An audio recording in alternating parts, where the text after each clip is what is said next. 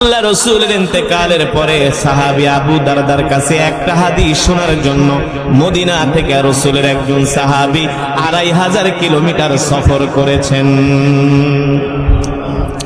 সেই ১৪৫০ বছর আগে তো বিমান ছিল না, দামি কোনো গাড়ি ছিল না, কোনো রোড ছিল না, ঘাট ছিল না। সেই সময় মানুষ উটের পিঠে চড়ে, ঘোড়ার পিঠে চড়ে তারা সফর করত। ঠিক কিনা বলেন? এবার বোঝেন ২৫০০ কিলোমিটার সফর করা কতটা কষ্টের। একদিন দুই দিনের না, এক মাসের দুই মাসের সফর না, কয়েক মাস লেগে গিয়েছে ২৫০০ কিলোমিটার সফর করার জন্য। শুধু আল্লাহ রাসূলের একটা হাদিস তিনি শুনবেন এই কারণে। আর আমরা মাত্র আধা কিলোমিটার, ১ কিলোমিটার, ২ কিলোমিটার দূর থেকে আসছি ওয়াজ মাহফিলে, আইসা আমরা পেরেশান হয়ে যাই। ঠিক কিনা বলেন? এখনো মাহফিলের আশেপাশে এমনও মুসলমান যুবক আছে যারা এখনো ওয়াজ মাহফিলে আসে না, রাস্তায় দাঁড়ায় দাঁড়ায় তারা ফেসবুক চালাইতেছে। এ গরু খাওয়া মুসলমান শুনে রাখো, এ যুবক, এ বাবা মা ভাই বোন শোনো, আল্লাহ রাসূলের সাহাবীরা কেমন ছিলেন? একটা হাদিস শোনার জন্য ২৫০০ কিলোমিটার সফর করেছে। আল্লাহু আকবার। এই কারণেই তো আল্লাহ রাসূল বলেছেন, মিন আসহাবিকান নুজুম ইক্তাদাইতুম ইহতাদাইতুম।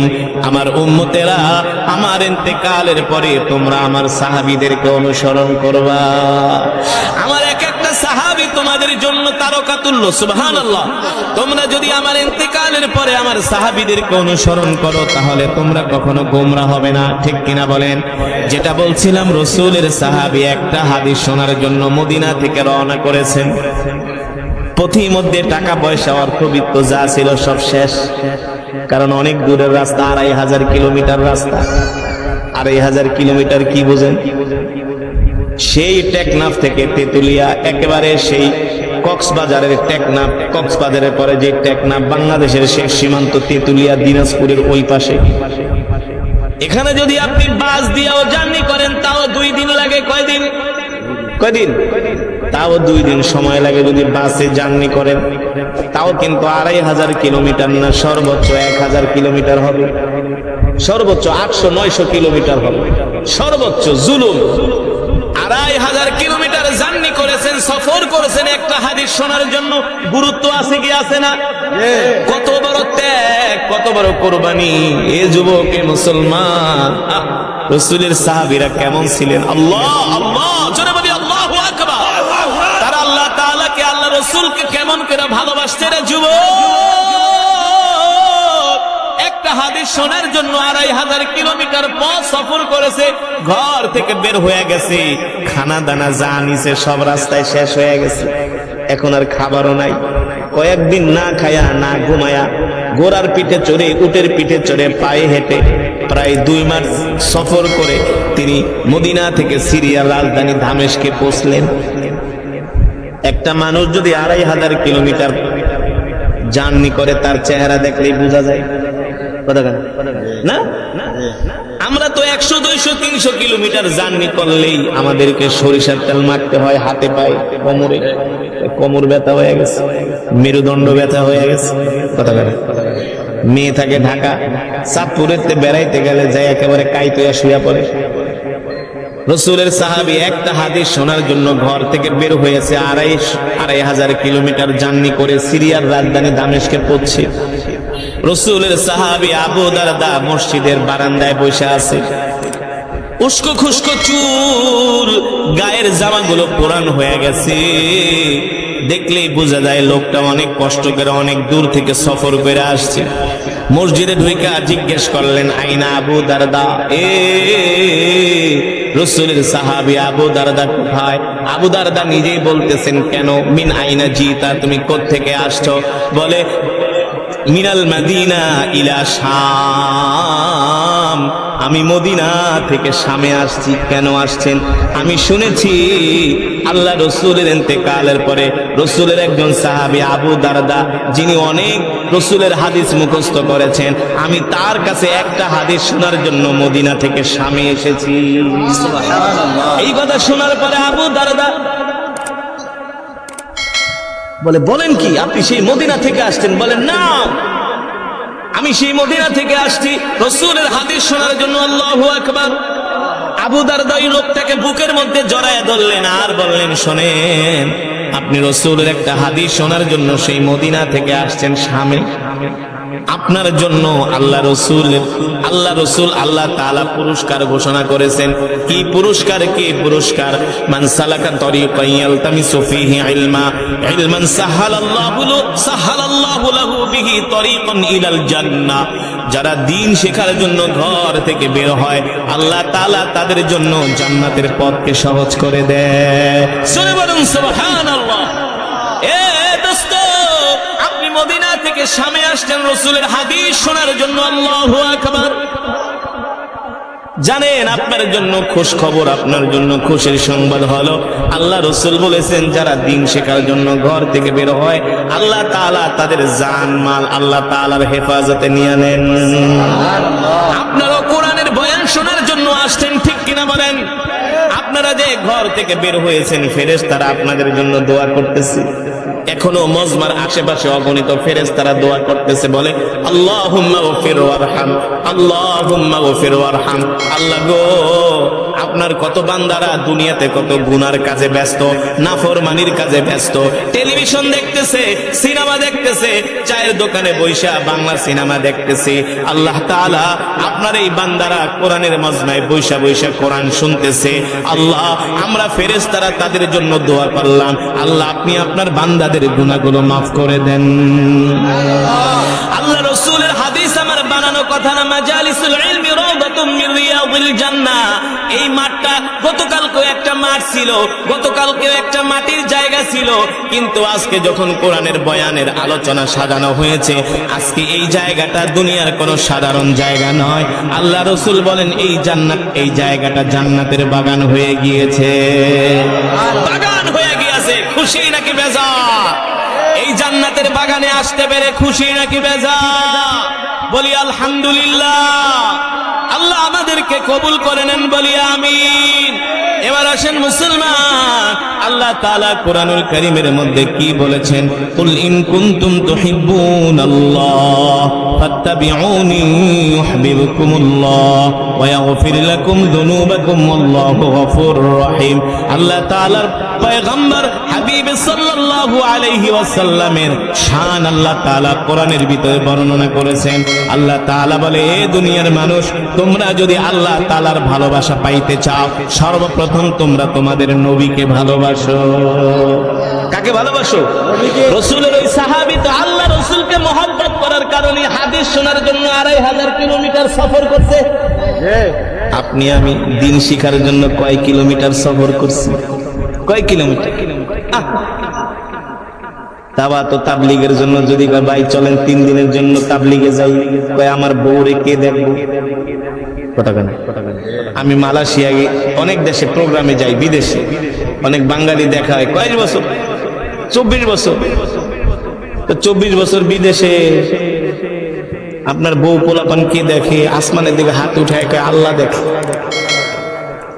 তো বিদেশে আইলে যদি আপনার বউ পোলাপান আল্লাহ দেখে, তাবলীগে গেল আল্লাহ দেখে। ঠিক কিনা বলুন? আমার আপনাদেরকে প্রশ্ন করার যেটা মূল উদ্দেশ্য ছিল, রাসূলের সাহাবীরা ২৫০০ কিলোমিটার সফর করেছে একটা হাদিস শোনার জন্য।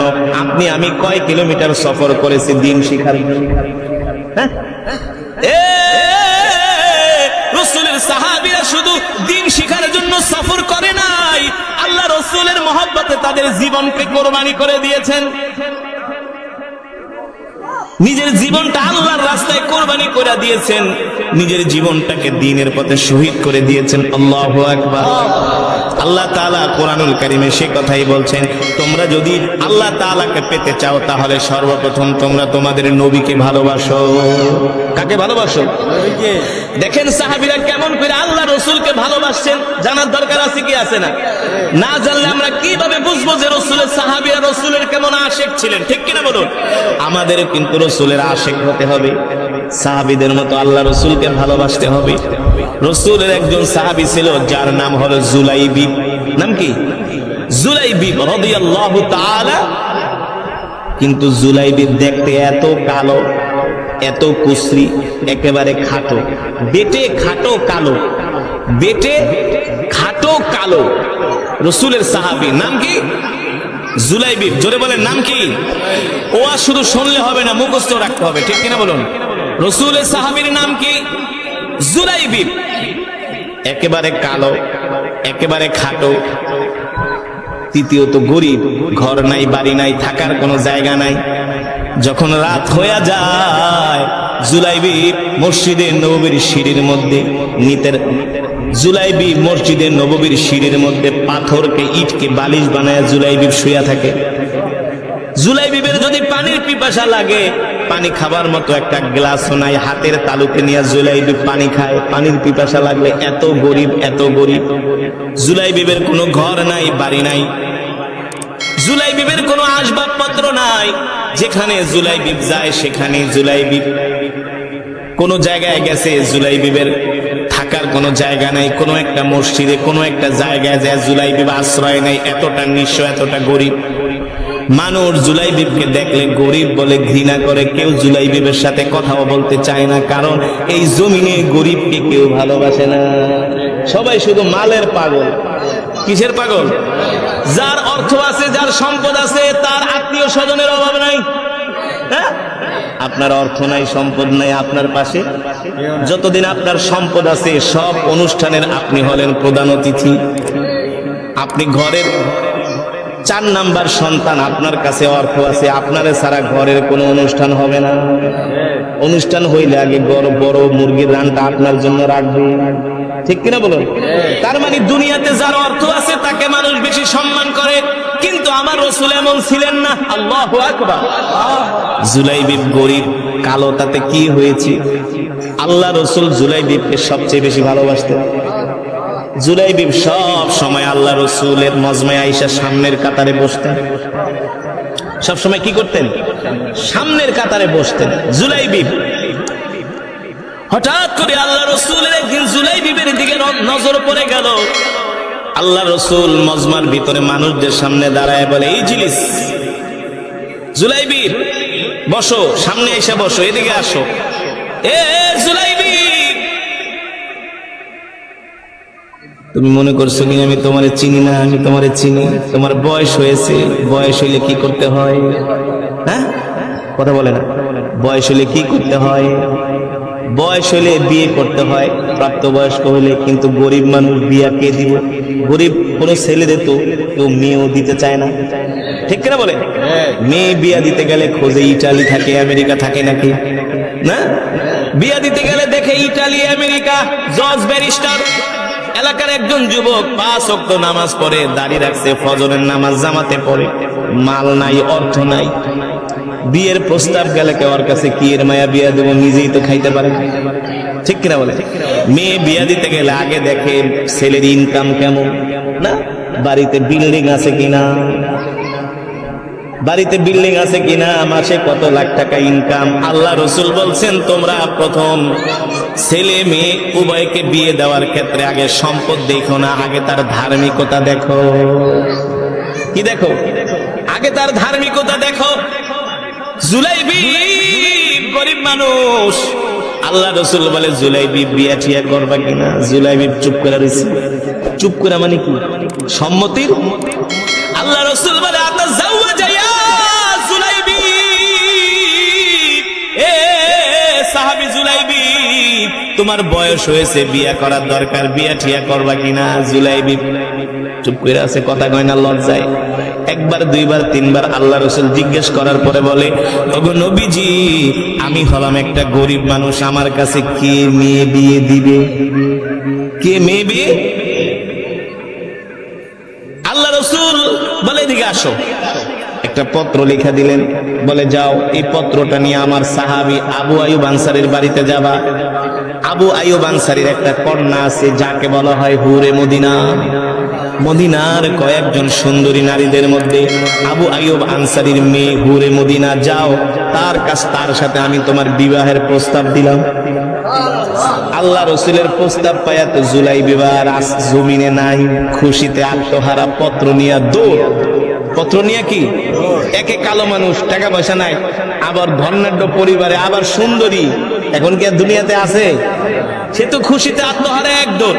জুলাইবিবের বন্ধুরা ডাক দেয়, ইয়া জুলাইবি কই যাও কেমন কথা না, সময় নাই, বিয়া করতে যাইতেছি, দোয়া করিস। বিয়া করতে যাও, গরিব মানুষ, তোমার কে বিয়া দিবে? কাইল্লা তোরে কে দিব বিয়া? আছে না, মজা করে কয় না, যখন এলাকার কোন কালো ঠালো ছেলে বিয়া, বন্ধু বান্ধব আত্মীয় স্বজন, কাইল্লা বিয়া করবো, তোরে কে দিব মেয়ে? ঠিক কিনা বলুন? কিন্তু কালো যদি আল্লাহওয়ালা হয়, এমন জিনিস আল্লাহ মিলায় দেয়, সাদার কপালেও জোরে না। ঠিক কিনা বলো? এমন অনেক নজির আছে, দেখতে শুনতে চেহারা এলাকার হিরো, দামি দামি বাইক লইয়া ঘোরে না, চুলের কত স্টাইল, বিয়া করতে যায় এমন ধরা খাইছে। আর যেটা কাইল্লা কোনদিন মেয়েদের দিকে তাকায়, ওর কপালে এমন বউ জড়ছে, পরে আইসা কপাল খাবরাকে দোষ, কি করলাম জীবনে, কি করলাম, তুই কি পালি আর আমি কি পাইলাম, তুই পাবি কেমনে, তুই তো আগেই সব শেষ করে ফেলাইছিস নাফরমানি করে। ঠিক কিনা বলুন?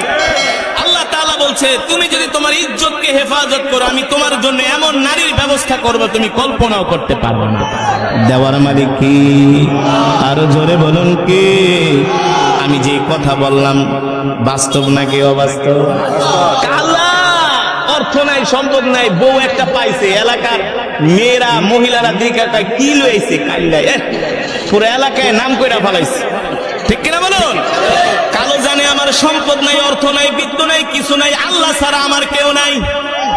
আর যেটা ধলা সাদা কে আমার চেহারা আছে, আমি হিরো, আমার জন্য মেয়ের অভাব নেই, মেয়ে ঠিকই পাইছে, কিন্তু প্রতিদিন রাইতে মেয়ের মায়ের খায়। বাস্তব নাকি অবাস্তব? এই মিয়া, সারা পৃথিবী ঘুরি, না যাই না কথা বলি না, না যাই না কথা বলি না, এই কারণে দেওয়ার মালিক। আর জোরে বলুন কোন দেওয়ার মালিক কি? জুলাইবি বিয়ার জন্য দৌড় শুরু করছে। সাহাবী আবু আইয়ুব আনসারীর বাড়ির দরজা যায়, নক করছে, ইফতাহিল বাব, দরজা খুলো। দরজা খুলে দিল। সাহাবী আবু আইয়ুব আনসারী দেখে তার দরজার সামনে ওই কালো ছেলেটা দাঁড়ানো। জুলাইবি কিসে দরজায় নক করছো কেন? জুলাইবি তো জানে বিয়ার প্রস্তাব দিলে প্রথমেই আউট, এই কারণে আগে আল্লাহ রসুলের চিঠিটা দিচ্ছে। সুবহানাল্লাহ, কৌশল কি করছে? সালাম দিয়ে আসসালামু আলাইকুম নেন। এখন দেখে যে পত্রের শুরুতেই আল্লাহ রসুলের নাম লেখা। আল্লাহ রসুল সালাম দিয়া বলতেছে, সাহাবী শোনো, তোমার সুন্দরী কন্যাকে আমার সাহাবীর সাথে বিয়া দাও, আমি রসুল প্রস্তাব দিলাম। দেখবেন যে কোনো বিয়ের যখন প্রস্তাব দেয় এলাকার মান্যগণ্য ব্যক্তির মাধ্যমে কি দেয়? প্রস্তাব দেয়, কারণ মান্যগণ্য ব্যক্তির প্রস্তাব সহজে কেউ ফিরাইতে পারে না। না, এটা একটা কৌশল, এটা একটা কি? আল্লাহ রাসূল সাল্লাল্লাহু আলাইহি ওয়াসাল্লাম তো রাহমাতুল লিল আলামিন। আল্লাহু আকবার। জুলাইবিবের বিয়ের প্রস্তাব আল্লাহ রাসূল স্বয়ং নিজে দিয়েছেন। সাহাবী একবার পত্রের দিকে তাকায়, আর একবার পাত্রের দিকে তাকায়। কি করব, পত্র তো পাঠাইছে আল্লাহ রাসূল, এই পত্র ফিরিয়ে দেওয়ার কারো ক্ষমতা আছে নাকি? আবার পাত্রের দিকে তাকায় কয়, পাত্রের দিকে তাকায় কয়, হিসাব নিকাশ কি মিলে না, মাথা হ্যাং হয়ে গেছে। এত সুন্দরী মাইয়া, এত বড় করলাম, তোর মতো কাইল্লার কাছে বিয়া দিব, কি করবো, মানে আর মাথাই নষ্ট। দরজা লাগায় কয়, দাঁড়া। দৌড় মারে ঘরে গেছে। যে স্ত্রী আর কন্যার সাথে আলাপ করতেছি, মা এদিকে আয়। আব্বা কি হয়েছে, আপনার মন খারাপ কেন? কয়, শোনো, এই যে পত্র দেখো, যেমন মেয়ে তেমন তার কন্যা। দেখে পত্রের মধ্যে আল্লাহ রসুলের নাম লেখা। বিয়ের প্রস্তাব পাঠিয়েছেন স্বয়ং আল্লাহ রসুল সাল্লাল্লাহু আলাইহি ওয়াসাল্লাম। কন্যা বলতেছে, আব্বা যান, আপনি দেরি করেন কেন? দেরি করেন কেন? তাড়াতাড়ি আমার সাথে ওই যুবকের সাথে আমার বিবাহের ব্যবস্থা করেন। এখন মেয়ে তো আর জানে না ছেলে যে কত নাম্বার। ব্ল্যাক গোল্ড, কি গোল্ড? ব্ল্যাক গোল্ড, কালো সোনা। ছেলে তো ব্ল্যাক গোল্ড। বাবা না পারে কইতে, না পারে সইতে। এই দিকে আবার জুলাইবি অনেকক্ষণ দাঁড়ায়, বুঝছি গরিব মানুষ বিয়া ঠিয়া দিব না, আর কতক্ষণ অপমানিত হবো জায়গা। সেও হাঁটা শুরু করছে, না বিয়া দিব না, গালি গালি আমার দাঁড়া করে, আমার অপমান করতেছে, আত্মমর্যাদা তো আছে, বুঝেন? সে দৌড় শুরু করছে। আবু আইয়ুব আনসারীর কন্যা বলে, আব্বা জান, এত এত চিন্তা করেন কেন? বিয়ের প্রস্তাব দুনিয়ার কোন সাধারণ মানুষ দেয় নাই, বিয়ের প্রস্তাব দিয়েছেন রাহমাতুল লিল আলামিন। আর আল্লাহ রাসূলের বিয়ের প্রস্তাব ফিরায় দিবে পৃথিবীতে এমন কারো সাহস নাই। আল্লাহু আকবার। আব্বা জান, ছেলে যত কালো হোক না কেন, যত গরিব হোক না কেন, ছেলেকে ডাক দেন, আমি তার সাথে বিবাহ বন্ধনে আবদ্ধ হব একমাত্র আল্লাহ রাসূলের মহব্বতে। আল্লাহু আকবার। আর এই জমানায় কিছু মহিলা আছে যারা দাড়িওয়ালা পুরুষ দেখতে পারে না, আছে কি আছে না? যে মহিলা দাড়িওয়ালা পুরুষ দেখতে পারে না, ওই মহিলার সাথে সংসার করা জায়েজ নাই, হারাম হারাম হারাম। কি মনে করছে এই সুন্নত কাম? কেউ যদি আল্লাহ রাসূলের সুন্নতকে অবজ্ঞা করে, টিটকারি মারে, তার ঈমান থাকে না। এত সোজা না, তার ঈমান থাকে না। হুরে মদিনা সুন্দরী কন্যা, ধনাঢ্য পরিবারের কন্যা হলো আবু আইয়ুব আনসারীর মেয়ে। ডাক দিয়ে বলে, আব্বা জান, জুলাইবিবকে ডাক দেন, যত কালো হোক, যত গরিব হোক, আমি তাকে বিবাহ করব। শুধু বিবাহই করব না, আমি তার খেদমত করতে করতে আমার জীবনটাকে শেষ করে দিব। তার জন্য আমি আমার জীবনকে ওয়াকফ করে দিব। ডাক দিছি, ইয়া জুলাইবিব, তাল, এদিকে আসো। যাও কেন? কে আপনি এতক্ষণ ঘরের দরজায় দাঁড় করে রাখছেন? আমার একটা মর্যাদা আছে না? কালো হইলে কি হয়েছে? আত্মমর্যাদা তো আছে। শোনো, রাগ করো না, যাও যাও, আল্লাহ রাসূলকে যায় বলবা আমি তোমার সাথে আমার কন্যাকে বিয়ে দিতে রাজি আছি। জোরে বলেন সুবহানাল্লাহ। দৌড়ে জুলাইবিব আল্লাহ রাসূলের কাছে গেলেন। আল্লাহ রাসূল মুস্কি মুস্কি হাসতেছে। সাহাবী, ব্যাপার কি? ওগো নবীজি, বিয়ার প্রস্তাবে তো রাজি হয়ে গেছে। আল্লাহ নবী কইতে, যাও বিয়ে করো। বিয়ে যে করবো, টাকা পাবো, অর্থবিত্ত তো কিছুই নাই, ঘর নাই, বাড়ি নাই, আপনি তো বিয়ায় নামাইছেন, এখন আমি টাকা পয়সা কোথায় পাবো? আল্লাহ রাসূল বলল, যাও আমার জামাই ওসমানের কাছে যাও, আমার ওসমানকে বলবা তোমার বিবাহের খরচ দিয়ে দিতে। জোরে বলেন আল্লাহু আকবার। জুলাইবিব দৌড়ে ওসমান রাদিয়াল্লাহু তাআলা আনহুর কাছে গেলেন পত্র নিয়ে। ওসমান রাদিয়াল্লাহু তাআলা আনহু, ওসমান ইবনে আফফান রাদিয়াল্লাহু তাআলা আনহু জুলাইবিবের বিবাহের খরচ দিয়া দিলেন। যাও যাও, বিয়া করো, বাজার করতে যাও। এবার জুলাইবি বিয়ের বাজার করার জন্য চলে গেছেন বাজারে। বিয়ে করতেছে, ধুমধাম বিয়ে বাজার করতেছে, বিয়ের বাজার করতেছে। প্রায় বাজার করা অর্ধেক শেষ। হঠাৎ করে কে যেন ঘোষণা করতেছে, এ মদিনার যুবকেরা, এ মদিনার সাহাবীরা, এ মদিনার পুরুষেরা, শোনো, আল্লাহ রাসূল তোমাদেরকে এই মুহূর্তে যুদ্ধের ময়দানের জন্য আহ্বান করছি। এই যে আমার পছন্দ দাঁড়ায় গেছে।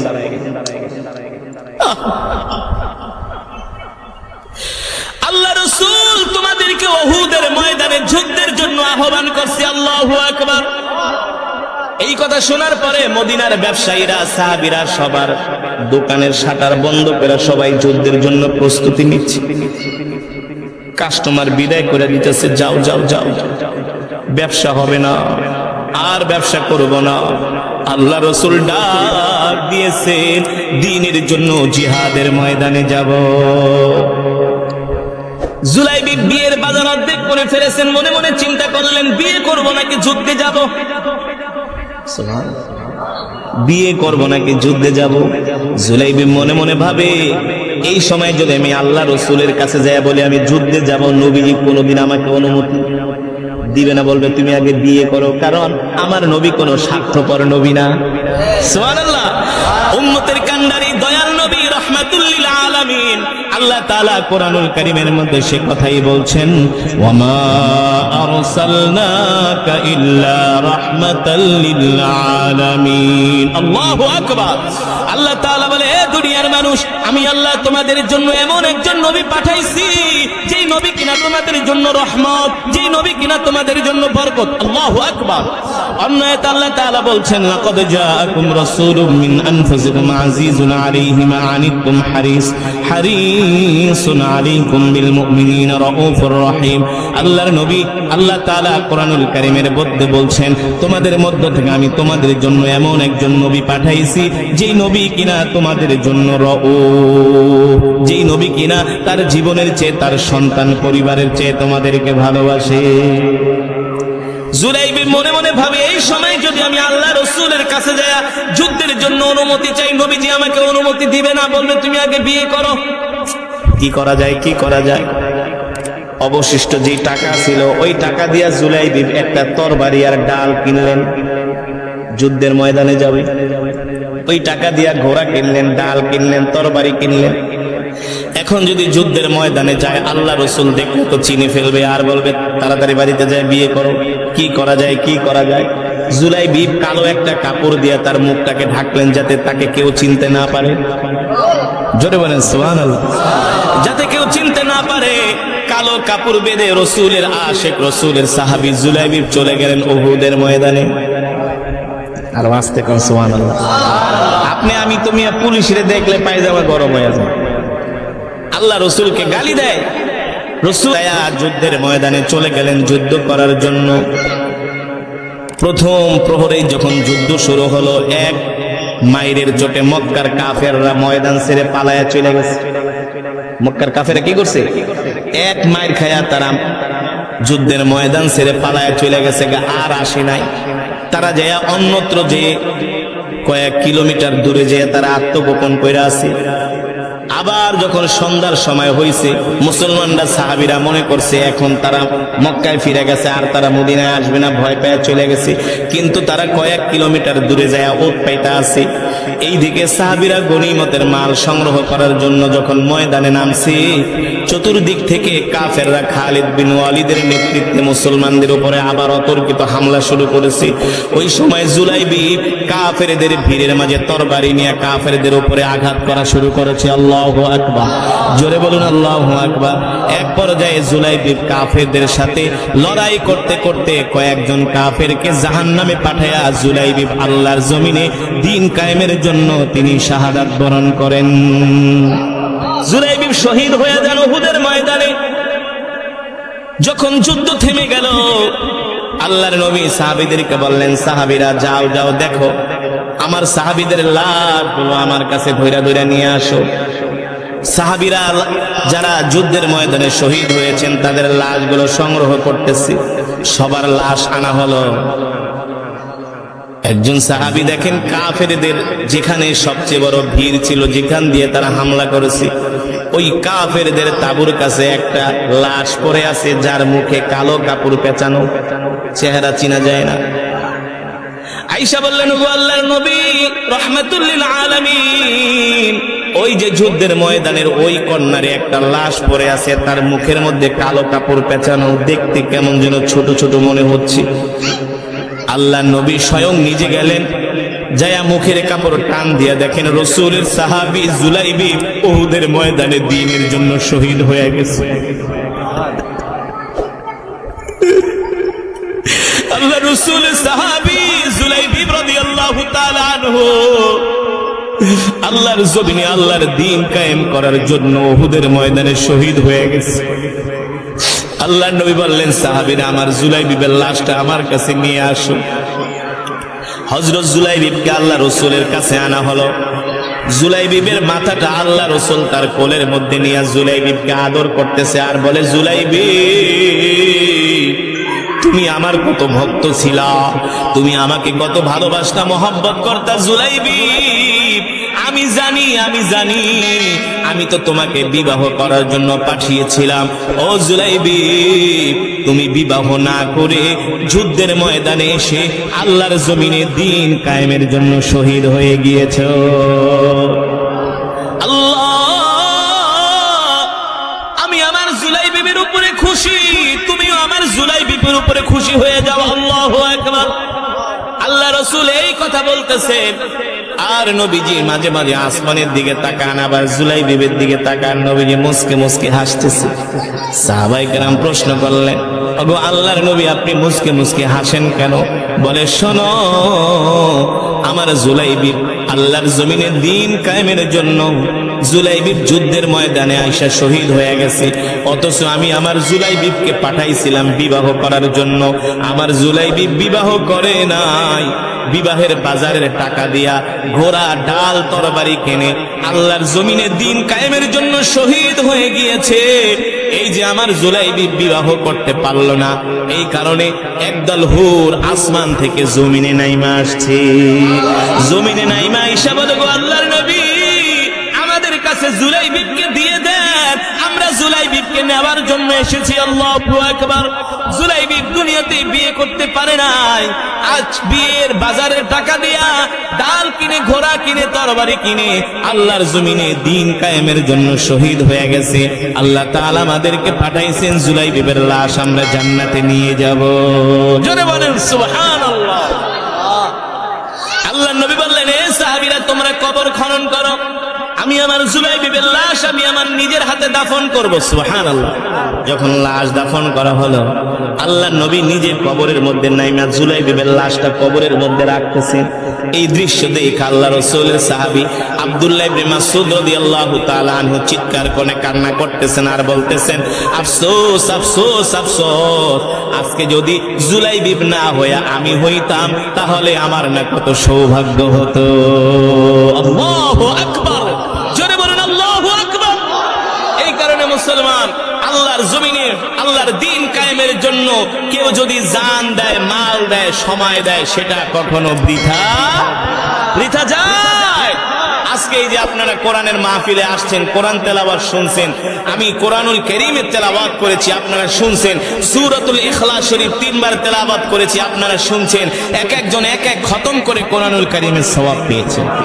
ঠকছেন না জিতছেন? লস হয়েছে না লাভ হয়েছে?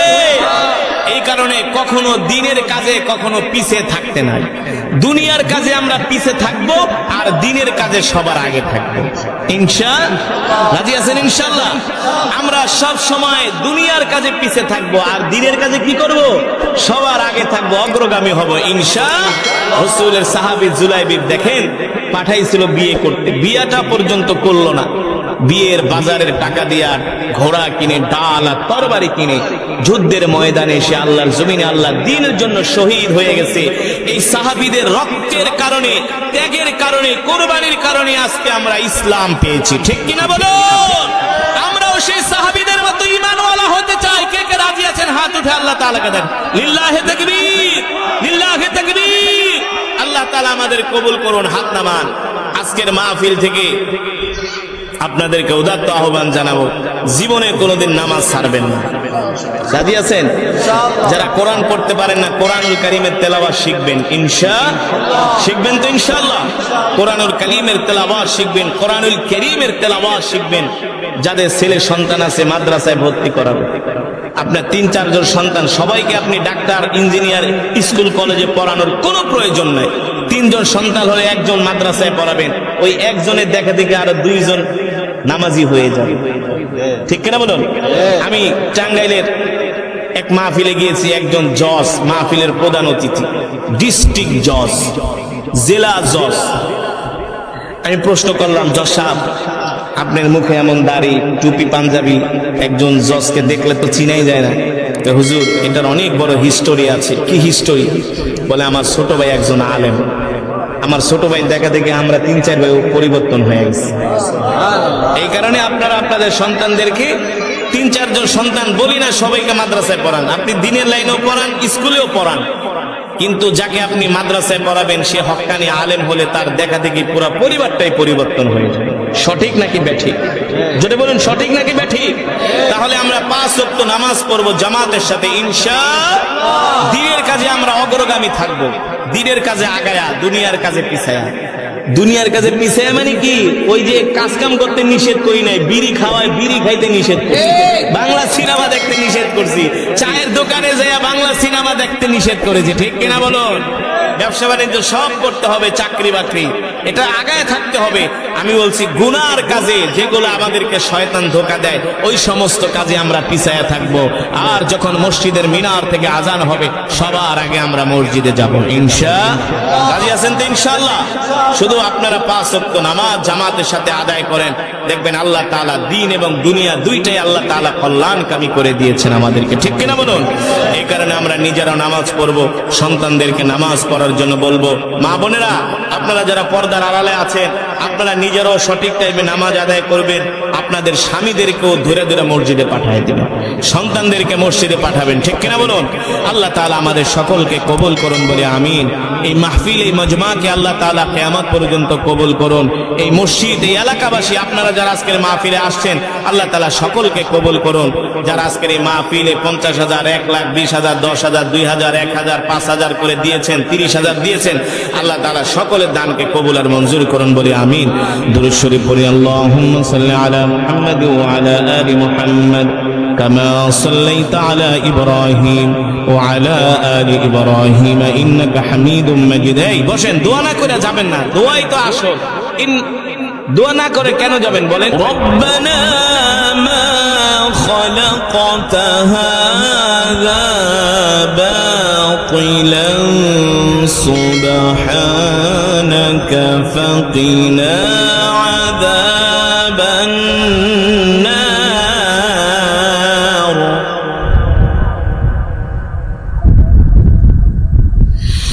রব্বানা إنك من تدخل النار فقد أخزيته وما للظالمين من أنصار. لله تكبير، لله تكبير. ربنا إنك من تدخل النار فقد أخزيته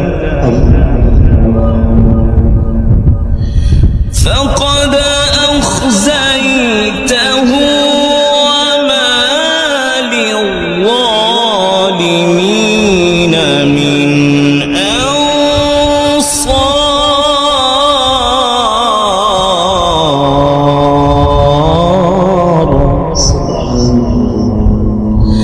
فقد أخزيته وما للظالمين من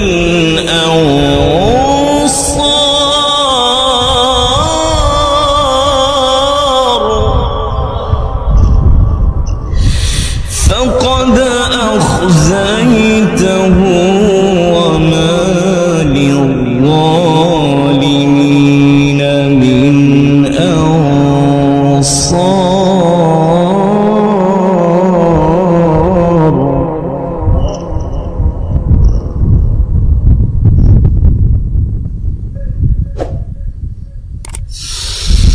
ربنا ما خلقت هذا باطلا سبحانك فقنا عذاب النار. ربنا إنك من تدخل النار فقد أخزيته. لله تكبير، لله تكبير. فقد أخزيته وما للظالمين من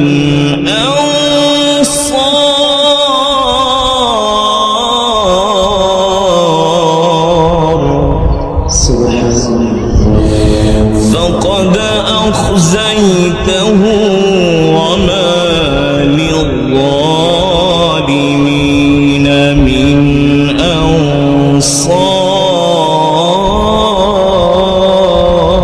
أنصار.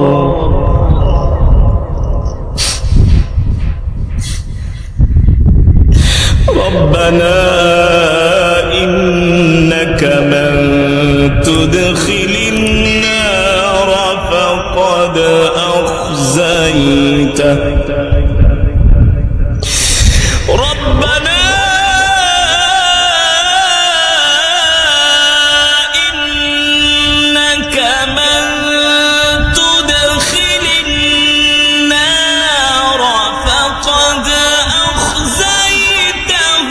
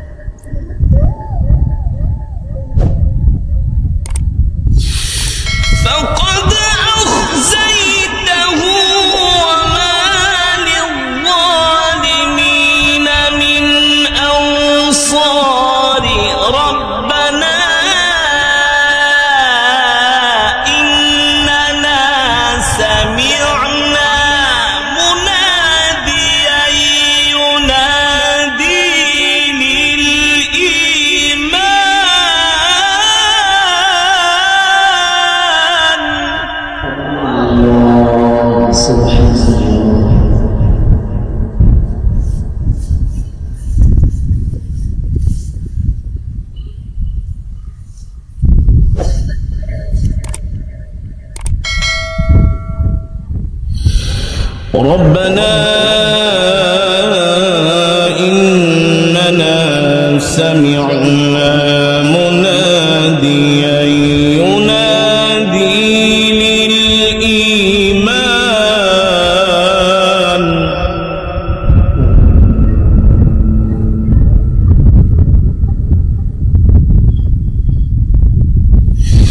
مناديا ينادي للإيمان أن آمنوا بربكم فآمنا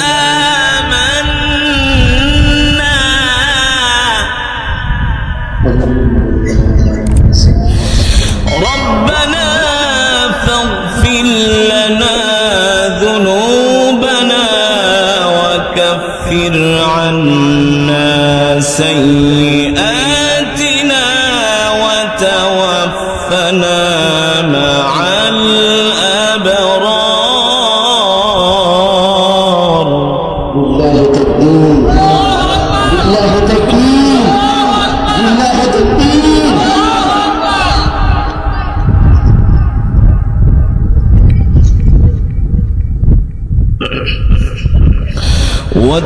وتوفنا مع الأبرار وتوفنا مع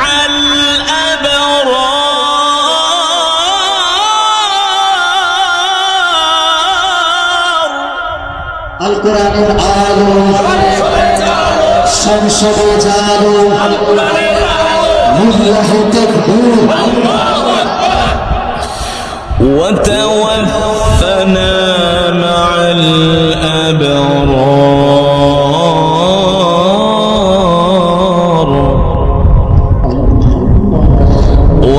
وتوفنا مع الأبرار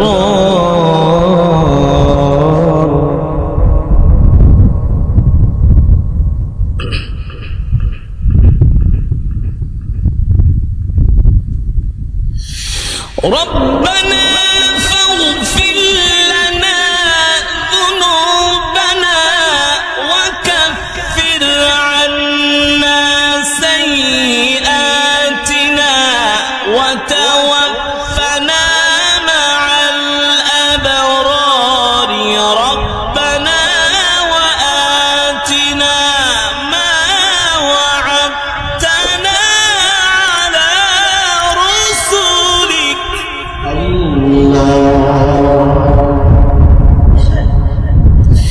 على رسلك ولا تخزنا يوم القيامة إنك لا تخلف الميعاد سبحان إنك لا تخلف الميعاد إنك لا تخلف